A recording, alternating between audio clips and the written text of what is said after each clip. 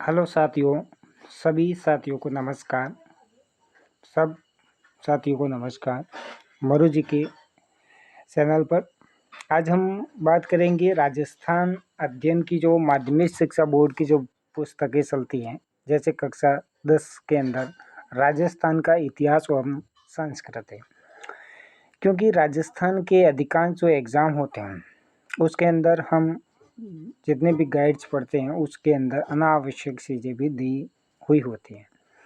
जबकि कई प्रश्नों का मैंने एनालिसिस करा तो उससे ये बात निकल के आई कि जो हम अनावश्यक चीज़ें पढ़ते हैं उससे, देखो आप गाइड भी पढ़ सकते हो, स्पेशली राजस्थान जीके की बुक भी पढ़ सकते हो, अच्छी बात है। लेकिन उसके साथ में जो राजस्थान माध्यमिक शिक्षा बोर्ड हैं और इस माध्यमिक शिक्षा बोर्ड द्वारा जो पुस्तकें विद्यालय के अंदर चलाई जा रही है उसको आपको पढ़ना काफ़ी ज़रूरी होता है। क्योंकि बहुत ही ज़रूरी होता है, क्योंकि यदि इन पुस्तकों को नहीं पढ़ते, क्योंकि ये डायरेक्ट प्रश्न यहीं से बनाते हैं। ठीक है, कोई भी पेपर उठा के देख लेना, क्योंकि वो ऊपर से अपन पेपर देखने के बाद में हमको लगता है कि पेपर ऐसे क्यों बना, राजस्थान जी के सिंपल ही आता है, सिंपल। अरे वो सिंपल नहीं आता, जबकि वो यहीं से उठा करके दे रहा है। आप अनावश्यक चीज़ें भी पढ़ रहे हो। यदि जल्दी एग्ज़ाम करेक्ट करना है और आपके पास में कम समय, तो हम आज सब मिला करके राजस्थान जो कक्षा 10वीं के अंदर राजस्थान का इतिहास एवं संस्कृति की जो पुस्तक चलती है उसके प्रथम अध्याय को हम पढ़ेंगे। ठीक है, तो आप देख लीजिए, ये पुस्तक काफ़ी अच्छी तरीके से डिज़ाइन की गई है, नवीनतम तरीके से डिज़ाइन है। और आप इस पुस्तक को बहुत ही अच्छी तरीके से पढ़िएगा, ताकि ये पुस्तक जो है आपको राजस्थान का संपूर्ण जो जीके हैं इससे कवर हो जाएगा आपका। ठीक हो, राजस्थान देखो, इसके पहले अध्याय में राजस्थान का इतिहास और एक परिचय के रूप में दिया गया है, बहुत अच्छी तरीके से इसमें दिए रखा है। दूसरे में देखो, प्रमुख संत और लोक देवता, राजस्थान के उत्सव त्यौहार मेले दे रखे हैं। जिस प्रकार से अपन को दूसरी पुस्तक के अंदर जो देखने को मिलता है गाइड वाइज में, उसकी तरह पूरा का पूरा यहाँ पर भी अपन को देखने को मिल रहा है। ठीक है, चित्रकला, लोक कलाएँ हैं, ठीक है, स्थापत्य शिल्प हैं, राजस्थान संगीत, इस प्रकार से साहित्य वाहित्य सब। जैसे कोई रीट का विद्यार्थी है तो उसके लिए इम्पोर्टेंट टॉपिक लगता है। ठीक है, इसको पढ़ के तो आपको जाना ही होगा, 99% संभावना रहती है कि यहाँ से ही प्रश्न बनते हैं। तो सभी साथियों से निवेदन है कि आप, ठीक है, आपको ये सेशन अच्छा लगे तो आप इसको, ठीक है, कमेंट करना है आपको। तो हम इस पुस्तक के अंदर जो अध्याय दिए हुए इन सभी अध्यायों का जो इम्पोर्टेंट फैक्ट हैं उसको हम पढ़ लेंगे। प्रश्न आपके यहीं से बनते हैं, ये आप, ठीक है, एनालिसिस कर लीजिएगा। मैंने इसको देख रखा है कि सभी जो पेपर देखे हैं उस पेपर इससे बाहर जाता नहीं है। पहली बात तो ये है कि प्रश्न यहाँ से आ रहे जबकि आप उन पढ़ रहे कुछ और हैं।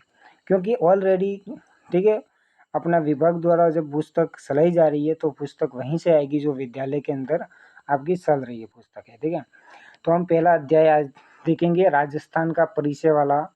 ठीक है, पहला टॉपिक जो आता है राजस्थान का इतिहास एक परिचय। तो राजस्थान इतिहास एक परिचय के रूप में हम पढ़ेंगे यहाँ पर। ठीक है, बहुत अच्छे तरीके से पढ़ेंगे, यहाँ पर रीड करेंगे। क्योंकि हम कई बार फैक्ट पढ़ते हैं तो फैक्ट की तरह अपन एक पूरी पुस्तक के एक पर रीडिंग कर दें ना, तो काफ़ी अच्छा होता है समझने में भी। और प्रश्न इस प्रकार से बनते हैं, आजकल प्रश्न वो नहीं कि वो ऐसा हो गया एक पॉइंट में नोट्स बना दिए, ऐसे नहीं काम चलता। ठीक है, उसके आगे पीछे की भी आपको जानकारी हो। इसमें क्या लिखा हुआ है, 1949 से पूर्व राजस्थान नाम से किसी भौगोलिक इकाई का अस्तित्व नहीं था। यानी 1949 से पहले राजस्थान, जो ये आप भौगोलिक स्थिति आज वर्तमान में आप राजस्थान देखते, ये कोई राजस्थान थोड़ी था, तो फिर क्या था। तो आप इस बात को जानते होंगे कि राजस्थान के एकीकरण यानी 1949 के अंदर राजस्थान बन के तैयार हो गया। 30 मार्च को हम राजस्थान को राजस्थान मान लेते हैं, क्योंकि जब बड़ी बड़ी रियासत जयपुर जोधपुर ये मिलने के बाद में इसको राजस्थान स्थापना दिवस के रूप में हम पढ़ते हैं। लेकिन इससे पूर्व राजस्थान विभिन्न रियासतों में बटा हुआ था, तो इस भूभाग के लिए कोई राजस्थान नाम की कोई चीज़ नहीं थी, ये बात भी आप जानते होंगे। लेकिन इससे पहले कुछ बातें तो थी इस रियासत को लेकर के। क्या थी कि राजस्थान की इन विभिन्न रियासतों को लेकर के जो सबसे पहले इस शब्द का प्रयोग, राजपूताना शब्द का प्रयोग हुआ था इस सभी ठीक है, रियासतों को मिला करके एक संघ के रूप में यदि किसी ने सोच करके पहले इस प्रदेश को नामकरण करने की यदि कोशिश करी, तो वो अपने किसने करी थी, वो अपने करी थी जॉर्ज थॉमस नामक व्यक्ति। आप जानेंगे कि इससे पहले तो राजस्थान, पूर्व राजस्थान, मतलब राजस्थान कोई भौगोलिक क्षेत्र रियासत में बटा हुआ था, तो इसके लिए कोई राजस्थान नाम का शब्द था ही नहीं पहले। ये तो आप एकीकरण में पढ़ते हो। लेकिन इसके लिए सबसे पहले इस भूभाग के लिए राजपूताना शब्द का प्रयोग जो है वो अपने 1800 में ये प्रश्न पूछा जा सका है। जॉर्ज थॉमस ने इस भूभाग को भी राजपूताना कहा। जब वो यहाँ आ गया, ये घूमता घूमता भाई, जॉर्ज थॉमस एक अंग्रेजी अधिकारी था जो कि यहाँ घूमते घूमते आ गया और उसने देखा कि सभी रियासतों को देखा और जहाँ भी राजस्थान में घूमा उसने देखा कि सब जगह राजपूतों का ही शासन है। अर्थात उसने इस कल्पना में ही इस प्रदेश के लिए एक शब्द, ठीक है, उल्लेख कर दिया कि ये तो राजपूताना है। तो वहां से ये शब्द का उल्लेख मिलता है, राजपूताना शब्द। लेकिन आप देखेंगे उसके बाद में एक अंग्रेज अधिकारी और आता है राजस्थान में, जो कि राजस्थान इतिहास का, ठीक है, महान जानकार माना जाता है। आपको पता होगा कि राजस्थान इतिहास में सबसे बड़ा योगदान है कर्नल जेम्स टॉड का। किसका नाम है? Colonel James Tod. Colonel James Tod यहाँ जब आ गया राजस्थान के अंदर भ्रमण करने, तो इसने बहुत सारे इतिहास को खंगोल खंगोल करके ढूंढ ढूंढ करके निकाला बाहर, और उसने ऐसा इतिहास बाहर निकाल करके, ठीक है, बहुत सारी जानकारी इकट्ठा करी। उसके बाद उन्होंने 1829 में, ये आपको याद नहीं है कि 1829 के अंदर देखिए annuls and activities of Rajasthan नाम से एक अपनी पुस्तक डिजाइन करी और उस पुस्तक प्रकाशित करी। उस पुस्तक में उसने इस जो ये आपको राजस्थान शब्द मिल रहा है उसके लिए रायथान शब्द का यूज हुआ। देखो यहाँ होगा, ये देखो रायथान शब्द का सबसे पहले प्रयोग को है कर्नल जेम्स टॉड ने किया। ये प्रश्न 1000 बार पूछा जा चुका है, जो कि आपकी माध्यमिक शिक्षा बोर्ड की पुस्तक से पूछ रहा है। आप क्या ढूंढ रहे हैं इसको, पता नहीं कहाँ ढूंढ रहे, कौन से ग्रंथ पढ़ रहे हो, जबकि प्रश्न तो यहाँ से निकल के आ रहे हैं। तो प्रदेश के लिए दो शब्द हो गए, क्योंकि 1959 से पहले ये 1956 को प्रॉपर राजस्थान शब्द और राजस्थान बना। उससे पूर्व राजस्थान रियासतों में बटा हुआ था। सब रियासतें अपने आप में स्वतंत्र थी, किसी पर एक दूसरे का जो है आधिपत्य नहीं था। हम जानते हैं कि सभी रियासतें अपने आप में स्वतंत्र थी, लेकिन इस भूभाग के लिए सबसे पहले राजपूताना शब्द का प्रयोग जॉर्ज थॉमस ने 1800 में करा। उसके बाद में इस प्रदेश के लिए जो राजपूत रायथान शब्द या राजस्थान शब्द का प्रयोग अपने वो कर्नल जेम्स टॉड ने करा। किसने करा? कर्नल जेम्स टॉड ने इस प्रदेश के लिए 1829 में, आपको याद रखना है, रायथान शब्द का प्रयोग करा। और इसके साथ ही मैंने पहले आपको बता गया कि 30 मार्च 1959 को सर्वसम्मति से राजस्थान नाम रखा गया। तो आपको पता होगा कि 30 मार्च 1959 को 4 बड़ी रियासत जयपुर, जोधपुर, उदयपुर और बीकानेर, ये बड़ी बड़ी रियासतें थी जो राजस्थान संघ में मिली, तब वृहद संयुक्त राजस्थान कहलाने लगा। तो वृहद राजस्थान हुआ, मतलब एक राजस्थान संघ, प्रॉपर राजस्थान संघ बन गया जब बड़ी रियासतें राजस्थान संघ में मिली। तो इसको हम राजस्थान स्थापना दिवस के रूप में मानते हैं। और इस प्रदेश के लिए, इस भूभाग के लिए राजस्थान शब्द भी इसी 30 मार्च को ही इस प्रदेश के लिए राजस्थान शब्द का प्रयोग भी किया गया। साथियों, ये जानकारी तो अपनी रही आधुनिक काल की। क्या प्राचीन काल से भी कोई जानकारी मिलती है राजस्थान के लिए? तो आप इसको भी देखेंगे। देखो, राजस्थान शब्द का प्रयोग तो इससे पूर्व तो हमको कोई कहीं मिलता नहीं है, लेकिन हम अध्ययन करेंगे। और देखो, बहुत अच्छी प्रकार से समझना है बात को। एक बार पढ़ो, लेकिन ऐसा पढ़ो कि कभी भूलो नहीं। ठीक है, कोई अच्छी प्रकार से पढ़े तो वही होता है। यहाँ से आप स्टार्ट करेंगे। प्राचीन साहित्य और अभिलेखों में वर्तमान राजस्थान के विभिन्न क्षेत्रों को भिन्न भिन्न नाम मिलते हैं। यानी प्राचीन समय में राजस्थान भूभाग, मैंने क्या बोला कि 1959 तक राजस्थान संघ की सभी रियासतें जब तक राजस्थान में नहीं मिली, तब तक इस भूभाग के लिए कभी राजस्थान शब्द का प्रयोग हुआ नहीं। ठीक है, ये राजस्थान नहीं था, जोधपुर था, जंगल देश था, हड़ौती प्रदेश था, कस्बा राज था, सिसोदिया मेवाड़ था, वागड़ प्रदेश था। इस प्रकार अलग अलग क्षेत्र के लिए अलग अलग नामों से जाना जाता था। भारत राजस्थान का ये भूभाग विभिन्न प्रकार के नामों से, अलग अलग भौगोलिक नामों से, प्राचीन नामों से, ऐतिहासिक नाम आप पढ़ोगे तो इन सभी रियासतों के अलग अलग क्षेत्रों को अलग अलग भौगोलिक नाम से जाना जाता था, कि न कि राजस्थान नाम की कोई चीज़ इसमें थी नहीं। ठीक है, इस बात को आप जानिए, इस बात को समझिए। भिन्न भिन्न नामों से नाम मिलते हैं। भिन्न भिन्न नाम कैसे मिलते हैं आप पढ़ेंगे, कौन कौन से नाम मिलते हैं। देखो,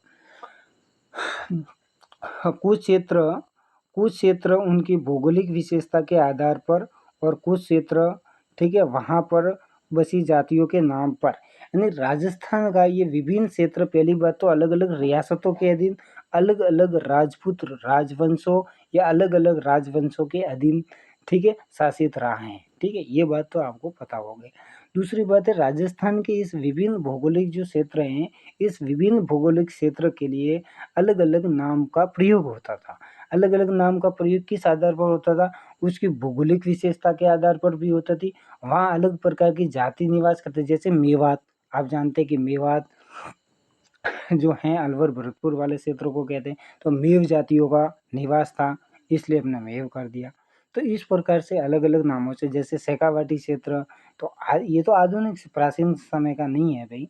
तो विभिन्न प्रकार की जातियों, वहाँ रहने वाली विभिन्न प्रकार की जातियों और वहाँ विभिन्न प्रकार के भौगोलिक स्थितियों विशेषताओं के आधार पर राजस्थान को पहले विभिन्न नामों से जाना जाता था।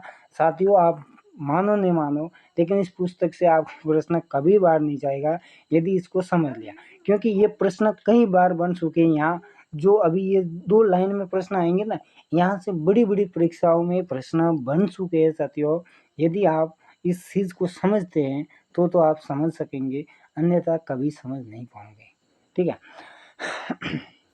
समझते। देखो, ये चीज़ भले ही जो लंबे समय से तैयारी कर रहा है उसके लिए सिंपल होगी, मैं जानता हूँ सिंपल ही होगी, लेकिन जब प्रश्न यहीं से फंसते हैं तो हमारे लिए मुश्किलें भी होती हैं। लेकिन नवीन साथियों के लिए, जो नवीन साथी है, जो राजस्थान जीके की अभी प्रैक्टिस के रूप में आगे बढ़ रहे हैं, तो उनके लिए काफ़ी अच्छी बात भी होगी। और यदि अच्छा भी लगे तो साथियों ज़रूर आप, ठीक है, सपोर्ट कीजिएगा। तो हम इस पूरे किताब का जो सार है वो आपके सामने रखने की कोशिश करेंगे, क्योंकि हमने जो मैंने है इन पुस्तकों को, और ठीक है, अधिकांश मैंने पुस्तकों को ही पढ़ा है जो सार रूप में दी होती है, क्योंकि इस प्रकार पुस्तक पढ़ने से उसके आगे पीछे का भी आपको थोड़ा नॉलेज होता है। ठीक है, आगे बढ़ते हैं। तो राजस्थान के ये जो नाम है, भौगोलिक नाम मिले हैं, वो उसकी भौगोलिक विशेषताओं का, देखो ये यहाँ पर लिखा हुआ है, उसकी भौगोलिक विशेषता के आधार पर यहाँ पर या उसके वहाँ पर बसी हुई जातियों के नाम पर। जैसे देखो, धनव प्रदेश, जांगल प्रदेश, ये राजस्थान के विभिन्न नाम है। मत्स्य, सूरसेन, तो देखो सूरसेन किसको कहते हैं, अलवर भरतपुर वाले क्षेत्रों को। मत्स्य भी अलवर भरतपुर धौलपुर करौली। जांगल बीकानेर जोधपुर वाले क्षेत्र, बीकानेर जोधपुर वाले क्षेत्रों को पहले जांगल कहते थे। ये धनव प्रदेश क्या है भाई, ये तो पहली बार नाम सुना है, लेकिन ये मरु प्रदेश को धनव कहते थे। जैसे देखो, ये मरु जैसलमेर मारवाड़ वाले क्षेत्रों को मुरू कहते थे। ये कहीं कहीं आपको मारवाड़, ठीक है, मारवाड़ तो बाद में बना, उससे पहले इसको मांड भी कहते थे। तो ये मरु, ये धनव, ठीक है, दोनों का अर्थ एक ही है, और इनका प्रयोग कालांतर में मारवाड़ के लिए कहा जाता है। देखो, कालांतर में ये मारवाड़ शब्द के लिए ही यूज हो रहे हैं। जैसे ये मरु या धनव प्रदेश प्राचीन समय में किसके लिए कहते थे, तो मारवाड़। देखो, जोधपुर संभाग में मरुस्थल के लिए हुआ है, और जोधपुर पहले मरु या फिर मरुवार कहलाता था, और कालांतर में इसे मारवाड़ कहा जाता है। नहीं, जोधपुर का जो क्षेत्र है, आज भी हम जानते हैं कि जोधपुर वाला क्षेत्र, जोधपुर के अधीन बहुत सारा क्षेत्र, इसको हम मारवाड़ कहते हैं। आज का जो मारवाड़ है ये काफ़ी लंबा है, मतलब आज का जो मारवाड़ है वो हम बहुत बड़े क्षेत्र को कहते हैं, जिसमें जैसलमेर, बीकानेर, बाड़मेर ये सभी शामिल होते भाई, देखिएगा। इसके अलावा पहले जो होता था, इसी मारवाड़ के लिए मरु शब्द, ये धनव शब्द का प्रयोग किया जाता। फिर जैसे जैसे आगे बढ़े तो इसी शब्द के लिए मरुवाड़ शब्द का यूज हुआ। मैंने क्या कहा, ये बहुत बड़ा क्षेत्र है जिसके लिए ये शब्द, यानी जोधपुर संभाग के लिए ये पहले प्रयोग होता था। वैसे जैसे अपने जैसलमेर के लिए माड़ शब्द का भी प्रयोग होता था। ठीक है, इसके अलावा वालव प्रदेश भी कहते थे, जैसलमेर शब्द को वालो प्रदेश भी कहते थे। ये आपको जानकारी याद रखनी है, ठीक है। फिर हम यहाँ से आगे बढ़ते हैं, ठीक है। यहाँ से ध्यान रखिएगा, यहाँ से आगे बढ़ेंगे। जंगल शब्द का प्रयोग उस क्षेत्र के लिए किया जाता था जहाँ कमी, देखो जहाँ पर क्या होता था, जहाँ पर समी, सॉरी, ठीक है, आगे बढ़ता हूँ। देखो जहाँ पर क्या होता था, जहाँ पर समी, केर, पीलू आदि होते थे। यानी केर आपको जानते हैं, केर नामक वृक्ष होता है, उस पर केर लगते हैं। समी किसको कहते हैं, खेजड़ी के वृक्ष को।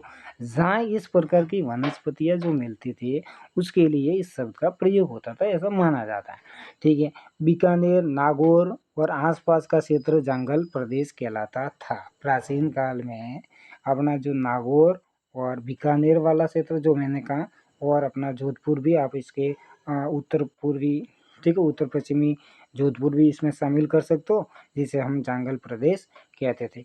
और मत्स्य, देखो मत्स्य भाई क्या है, मत्स्य जिसका उल्लेख महाभारत में, आपको पता है कि मत्स्य एक जनपद हुआ करता था।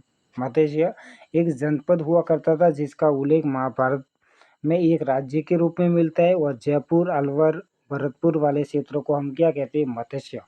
प्राचीन समय में इसको मत्स्य जनपद कहते थे। आप मत्स्य जनपद का मतलब जयपुर, अलवर, भरतपुर को नहीं लेंगे, इसके अलावा भी बहुत सारे क्षेत्र इसमें शामिल था। मत्स्य जनपद हुआ करता था महाभारत काल, ये प्राचीन काल में, महाजनपद काल में ये मत्स्य जनपद था। लेकिन वर्तमान में राजस्थान के ये अलवर, भरतपुर, धौलपुर वाला जो क्षेत्र है, ये इस मत्स्य जनपद में वर्तमान कंडीशन में आते हैं। इसके अलावा इसकी जो राजधानी थी वो विराटनगर हुआ करती थी, ठीक है। आज ये विराटनगर नहीं रहा, तो फिर आज इसको बेराट कहते हैं, जो जयपुर में स्थित है, आपको पता होगा। भरतपुर के मथुरा क्षेत्र से सटे हुए धौलपुर और करौली वाले, जो धौलपुर और करौली वाला जो क्षेत्र है, इस क्षेत्रों को हम सूरसेन वाला क्षेत्र कहते हैं। भाई आपको पता है कि सूरसेन एक जनपद भी रहा है, ठीक है। और ये भी एक प्राचीन राज्य है, महाभारत में इसका उल्लेख मिलता है, ठीक है। नेक्स्ट हम आगे बढ़ेंगे। ये तो हम क्या हुई, थोड़ी जानकारी हो गई, बेसिक जानकारी, क्योंकि राजस्थान हम इतिहास ये कुछ प्रारंभ करते थे, उसके पहले भौगोलिक नामकरण वामकरण की अपन जानकारी प्राप्त करते हैं। यहाँ से देखिए, भौगोलिक विशेषता के आधार पर नामित कुछ अन्य क्षेत्र निम्नलिखित है। माई नदी के पास का प्रतापगढ़ का भूभाग कांठल कहलाता है। आपको पता है, पहली बात तो आपका ऐसा ही टॉपिक लगता है कि राजस्थान आया कहाँ से, राजस्थान नामकरण कैसे हुआ। हम कहते हैं कि राजस्थान भाई आज का नाम नहीं है, राजस्थान पहले विभिन्न क्षेत्रों के नाम से, अलग अलग क्षेत्रों, अलग अलग नामों से जाने जाते थे। तो वही हम अध्ययन कर रहे हैं यहाँ पर कि कांटल वाला क्षेत्र आपको पूछा जाता है, कई बार परीक्षा में पूछा जाता है। तो कांटल आपको क्या लेना है, माही नदी के आसपास वाला, माही नदी के आसपास वाला प्रतापगढ़ वाला जो क्षेत्र है उसको कांटल कहते हैं। क्या कहते हैं जी, कांटल कहते हैं, ठीक है। ये कांटल वाला आपको ध्यान रखना है, क्योंकि इस क्षेत्र में माई नदी के किनारे कांटे पर स्थित होने के कारण ये हुआ है। 56 गांवों का समूह होने के कारण प्रतापगढ़ बांसवाड़ा के मध्य के भूभाग को 56 का मैदान कहा जाता है। दो कंडीशन वागड़ वाले प्रदेश में बनती हैं, क्योंकि मध्यकाल में तो इसे हम वागड़ प्रदेश कहते हैं, लेकिन पहले जो होता था प्रतापगढ़ बांसवाड़ा वाला क्षेत्र, ये ध्यान रखना, प्रतापगढ़ बांसवाड़ा वाला क्षेत्र सब क्या कहलाएगा, तो इसको 56 का मैदान कहेंगे। वही माई नदी के आसपास के सिर्फ प्रतापगढ़ आ जाए तो उसके लिए आपको कांटल शब्द का यूज करना है। और प्रतापगढ़ और बांसवाड़ा के मध्य के 56 गांवों के समूह की बात आ जाए तो 56 का मैदान करना है। क्यों, और ये 56 का मैदान किसके द्वारा शासित है, ये आपको पूछा जाए 56 का मैदान किसके द्वारा निर्मित है, तो ये माही नदी द्वारा निर्मित है। देखो ये प्राचीन काल का एक मैप है, आप देख सकते हो राजस्थान का। ये राजस्थान का प्राचीन काल का जो है क्या है भाई, ये है अपना राजस्थान का प्राचीन काल का मैप, विभिन्न नामों से जाना। जैसे ये देखो क्षेत्र जो वर्तमान में गंगानगर हो गया, हनुमानगढ़ के हो गया, बीकानेर, नागौर का उत्तरी क्षेत्र हो गया, इसको जंगल देश कहते थे।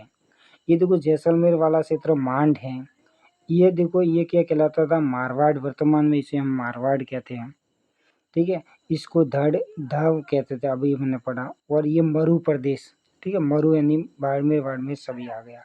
ये गोंडवाना क्षेत्र कहलाता, गोंडवाड़ क्षेत्र कहलाता है। ये ढूंढाड़, देखो जयपुर सीकर वाला क्षेत्र ढूंढाड़ क्षेत्र है, ठीक है। इसी प्रकार इसको हाड़ौती भी कहते थे, ठीक है। इसके अलावा ये अपने जो है ये मेवाड़ वाला क्षेत्र आप देख सकते हो, ये मेवाड़ है, ठीक है। इसके अलावा ये आपने अभी पढ़ा वागड़, इसको हम वागड़ कहते हैं, और प्रतापगढ़ वाले ये क्षेत्र कांठल है, ठीक है। तो इसके मध्य ये डूंगरपुर, ये प्रतापगढ़ और यहाँ के मध्य का क्षेत्र ही आपको छप्पन का मैदान कहलाएगा, ये ऊपर माल का कहलाएगा। और ये मेवाड़ क्षेत्र, ये ढूंढाड़ क्षेत्र, इस प्रकार से आप जो है वो देख सकते हो, ठीक है। ठीक है, राजस्थान के प्राचीन स्थानीय नामों की हम बात करी। इसके अलावा हम आगे बात करेंगे, देखिए कहलाता था, ठीक है। हम आगे बात करेंगे, जैसे बेसरोडगढ़ से लेकर के बिजोलिया तक का क्षेत्र पठारी होने के कारण ऊपर माल के नाम से जाना जाता है। कई बार परीक्षा में पूछा जाता है कि ऊपर माल का क्षेत्र क्या है। आपको पता है बेसरोडगढ़ कहाँ है? चित्तौड़गढ़ में। हाँ, बेसरोडगढ़ चित्तौड़गढ़ में, ठीक है। चित्तौड़गढ़ के अंदर बेसरोडगढ़ क्षेत्र, इस बेसरोडगढ़ से बिजोलिया, बिजोलिया भी कहाँ है? चित्तौड़गढ़ में। तो इस बेसरोडगढ़ से लेकर के चित्तौड़ बिजोलिया के मध्य का जो क्षेत्र कहलाता है, पठारी क्षेत्र कहलाता है, इसको ऊपर माल कहते हैं। कई बार प्रश्न बन चुका है साथियों, ये आपको ध्यान रखने की जरूरत है कि ठीक है, ऊपर माल किसको कहते हैं? तो बेसरोडगढ़ और बिजोलिया के मध्य का जो क्षेत्र है, इसके बीच का जो पठारी क्षेत्र है उसको ऊपर माल कहते हैं। और उदयपुर के आसपास का पहाड़ी क्षेत्र अधिक, ठीक है, अधिकता के कारण गिरवा कहलाता है। तो उदयपुर के आसपास में, उदयपुर के आसपास में फैली हुई पहाड़ियाँ, उदयपुर के आसपास में फैली हुई पहाड़ियों को क्या कहते हैं? गिरवा कहते हैं। एक बात आपको ध्यान रखनी है, क्योंकि ये प्रश्न एक साथ ऐसे आएंगे मिलान वाले, तो कंफ्यूज होते हैं कि गिरवा ने गरी कैसा आ जाएगा, ऊपर माल ने, कभी ऐसा आ जाएगा बिजोलिया का पठार, कभी आएगा भोराट का पठार। तो हम कहते सब चीज़ एक ही पे समझे गए, तो आपको ऐसे समझना है। जैसे नाम आ जाए बेसरोडगढ़ और बिजोलिया तो आपको देखना कुंभलगढ़। जैसे उदयपुर के आसपास की पहाड़ी क्षेत्र पूछे तो गिरवा ही करनी है आपको। और जैसे कुंभलगढ़ के मध्य आपको पूछे ना कुंभलगढ़, और कुंभलगढ़ पूछते ही आपको देख के देना है भोराट का पठार, क्योंकि भोराट का पठार, भोमट का पठार क्षेत्र कहलाता है कुंभलगढ़ और अपने राजसमंद के मध्य का क्षेत्र, ठीक है। इसके अलावा हम आगे अध्ययन करेंगे तो हम पाएंगे, देखो जैसलमेर के लिए प्राचीन नाम मैंने आपको बता रखा है कि जैसलमेर का प्राचीन नाम मांड था, और डूंगरपुर बांसवाड़ा क्षेत्र वागड़ क्षेत्र कहलाता है। डूंगरपुर और बांसवाड़ा का क्षेत्र, ये प्राचीन नामों पर पूरी क्लास हो रही है। राजस्थान के आज विभिन्न भौगोलिक क्षेत्रों को आज समझ पाओगे और इसके प्राचीन नाम एक साथ में आप याद कर पाओगे, और वो भी किताब के जरिए बहुत अच्छी प्रकार से। तो जैसलमेर के लिए किस शब्द का प्रयोग होता था? मांड। वही आपको पूछा जा सकता है डूंगरपुर बांसवाड़ा, तो डूंगरपुर बांसवाड़ा का ये संपूर्ण क्षेत्र दक्षिण राजस्थान का जो क्षेत्र है इसको हम वागड़ कहते थे, लेकिन इसी के मध्य आपको कांटल पूछ लिया तो क्या करोगे? आप कहेंगे प्रतापगढ़ उसके आसपास का क्षेत्र तो भाई कांटल कहलाता है, ठीक है, हाँ ये तो समझ में आ गया। बांसवाड़ा डूंगरपुर के मध्य का क्षेत्र मेवल कहलाता है। वही डूंगरपुर और बांसवाड़ा का माई बेसिन वाला जो क्षेत्र है वो छप्पन का मैदान, छप्पन गांवों का समूह छप्पन कहलाता है। वही आपको डायरेक्ट पूछ लिया ना, डायरेक्ट पूछ लिया कि डूंगरपुर और बांसवाड़ा के जो मध्य का क्षेत्र है, यानी डूंगरपुर बांसवाड़ा का जो संपूर्ण क्षेत्र है, ये तो आपको बागड़ करना है। क्या करना? देखो यहाँ पर भी बांगड़ नहीं करना, बांगड़ वाला क्षेत्र वापस वो शेखावाटी वाला क्षेत्र वहाँ बांगड़ है, ये है वागड़, ये वागड़ आप शब्द यूज कर सकते हो। इसके अलावा जैसलमेर का प्राचीन नाम देखो आपको दिख मिल रहा है मांड क्षेत्र। इसके अलावा कोटा बूंदी की बात करेंगे, कोटा बूंदी का प्रदेश हाड़ौती के नाम से प्रसिद्ध था, और सीकर झुंझुनू सूरू के क्षेत्र शेखावाटी के नाम से जाना जाता है। आज आपको एक साथ प्राचीन नामों को जानने की मदद, ठीक है, सीखने को मिला कि जैसलमेर का प्राचीन नाम मांड है, डूंगरपुर बांसवाड़ा का क्षेत्र ये कहलाएगा बागड़ कहलाएगा, और प्रतापगढ़ के आसपास का क्षेत्र क्या कहलाएगा? कांटल कहलाएगा। और डूंगरपुर और बांसवाड़ा के मध्य का जो अपना छप्पन में गांवों का समूह वो छप्पन का मैदान कहलाएगा। और डूंगरपुर और बांसवाड़े के मध्य का क्षेत्र मेवल कहलाएगा। अच्छा, उदयपुर डूंगरपुर के मध्य का क्षेत्र मेवल कहलाएगा। आपको कोटा और बूंदी आपको पता होगा, कोटा बूंदी बारावाड़ा पूरा क्षेत्र जो पठारी क्षेत्र है इसको हम हाड़ौती का पठार कहते हैं, यानी हाड़ौती के नाम से जाना जाता है। और ये सीकर झुंझुनू और सूरू वाला जो क्षेत्र था इसको हम शेखावाटी कहते हैं। क्या कहते हैं उसको? हम कहते हैं भाई शेखावाटी, ये शेखावाटी हो गया आपका, देख लीजिएगा, ठीक है। ये शेखावाटी हो गया, ये बांगड़ हो गया, और ये मांड हो गया, और ये आपके हाड़ौती हो गया, एक साथ देखने को मिला। ये ऊपरमाल, जैसे नाम आ जाए, भैंसरोडा, कुंभलगढ़, ठीक है। तो भैंसरोडा और बिजोलिया तो ऊपरमाल कर देना है, और उदयपुर के आसपास वाला क्षेत्र जो है वो गिरवा क्षेत्र आपको ये देखने को मिलेगा, गिरवा क्षेत्र, ठीक है। हम आगे बात करें इतिहास का काल, ठीक है। यहाँ तो राजस्थान का प्राचीन, ठीक है, आज हम पढ़े।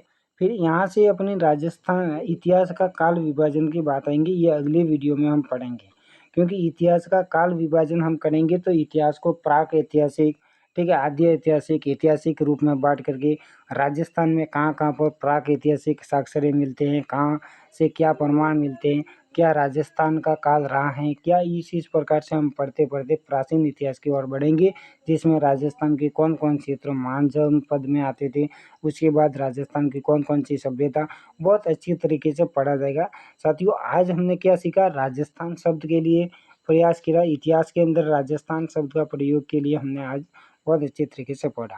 थैंक्स साथियों। इसी प्रकार ये बुक जो लिखी गई है ये काफ़ी बहुत अच्छे प्रकार से हैं, इसके शायद, ठीक है, इससे बाहर जाएगा नहीं। आप भी मैं ठीक है आपको कह सकता हूँ कि आप इस प्रकार की बुक जो आप पढ़ सकते हो, काफ़ी अच्छी बुक है, जिसमें सब कुछ दे रखा है, वो भी माध्यमिक शिक्षा बोर्ड द्वारा चलाया जा रहा है। जैसे देखो इतिहास का विभाजन कितनी अच्छी प्रकार से दे रखा है, राजस्थान के अंदर कहाँ कहाँ, ठीक है, ये प्रमाण मिलते हैं, पूर्व पाषाण काल की साक्ष्य कहाँ से मिलता है, मध्य पाषाण काल, फिर अपनी सभ्यता शुरू होगी, राजस्थान में धातु काल की सभ्यता है। तो इसके अलावा फिर अपन सभ्यता शुरू करेंगे, तो सभ्यता को बहुत अच्छी तरीके से पढ़ेंगे, आप नहीं भूल पाओगे। आज हमने प्राचीन क्षेत्र बोला, पहली बात हमने क्या पढ़ा है वो देख लीजिए। देखो, राजस्थान शब्द के लिए, राजस्थान पहले राजस्थान नहीं कहलाता था, 1949 से पहले राजस्थान राजस्थान नहीं था। आपको पता है कि ये 19 प्रकार की विभिन्न रियासतों में अलग अलग शासकों, अलग अलग राजवंशों द्वारा एक स्वतंत्र रियासत के रूप में पूरा राजस्थान विभाजन रूप में काम कर रहा था, ठीक है। उसके बाद राजस्थान शब्द के लिए इसको ये भाई व्यक्ति घूमता घूमता आया, देखो अंग्रेज आया, उसको क्या पता कि ये क्या है, किसी ने कहा ये भी राजपूत, ये भी राजपूत, जहाँ जहाँ गया वो वहाँ राजपूत राज्य देखा, तो उसने इस भूभाग के लिए 1800 के अंदर, कब 1800 में जॉर्ज थॉमस नामक अंग्रेजी अधिकारी ने इस क्षेत्र के लिए राजपूताना शब्द का प्रयोग करा। फिर 1829 में एक पुस्तक प्रकाशित होती है, कर्नल जेम्स टॉड, हमें घोड़े वाले बाबा कहते हैं। राजस्थान के इतिहास में यदि सबसे ज़्यादा योगदान है किसी का राजस्थान के इतिहास लेखन में, तो कर्नल जेम्स टॉड है भाई, ये ध्यान रखना। इसने अपने annals and activities of Rajasthan book प्रकाशित करी, जिसमें राजस्थान के लिए राजस्थान शब्द का प्रयोग करा, ठीक है। फिर हम राजस्थान के विभिन्न भौगोलिक क्षेत्र की बात करी हमने, कि राजस्थान के, जैसे हम मैप के जरिए आप पढ़ सकते हो, ठीक है, इसको आप देख सकते हो, जैसे राजस्थान के विभिन्न प्राचीन नामों के रूप में किस प्रकार हुआ, तो आपको ये जांगल प्रदेश कहलाता था, अब ये शेखावाटी प्रदेश है, आपको पता है ये वागड़ प्रदेश है, ये हाड़ौती प्रदेश नाम से जाना जाता था, इसको हम मेवात भी कहते हैं। यहीं पर सूरसेन है, ठीक है, धौलपुर करौली वाला क्षेत्र सूरसेन, अलवर भरतपुर वाला मेवात कहलाता था, यहीं पर जयपुर ये सब मिल करके मत्स्य कहलाता था, ये मांड भी कहलाता था, ये मरु भी कहलाता था, ठीक है। इस प्रकार से आप यहाँ पर देख सकते हो, यहाँ पर ऊपरमाल का क्षेत्र भैंसरोडगढ़ और बिजोलिया के मध्य वाला, उदयपुर के चारों ओर फैले हुए पहाड़ी क्षेत्रों को गिरवा कहते हैं। माई बेसिन का 56 गांवों का समूह 56 का मैदान कहलाता है। प्रतापगढ़ के आसपास वाला जो क्षेत्र होता है वो अपना कांटल कहलाता है। इसके अलावा आप क्या देख सकते हो, इसके अलावा, ठीक है, ऊपर माल हो गया, ये सभी विभिन्न क्षेत्रों के बारे में हमने क्या करा, अध्ययन करा, ठीक है, ठीक है। ये इस प्रकार से हमने पूरे के पूरे अध्ययन करा, तो इस प्रकार से रहा, ठीक है साथियों। इसमें बहुत अच्छी प्रकार से दे रखा है। फिर हम सभ्यता पढ़ेंगे, सभ्यता को बहुत अच्छी प्रकार से पढ़ेंगे, ठीक है, इससे आपके प्रश्न बाहर नहीं जाएंगे, ठीक है।